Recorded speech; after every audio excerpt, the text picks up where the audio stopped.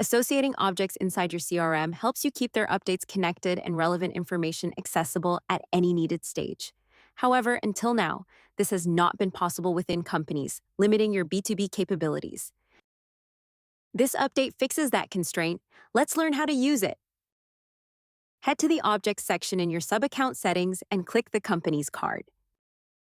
Switch to the Associations tab and click plus Create Association. Select the type of object you want to connect your company to. Configure the labels and relationships, then save your changes. Build richer data relationships that you can view and manage directly within record views, leading to streamlined information management and improved accuracy in reporting and automation.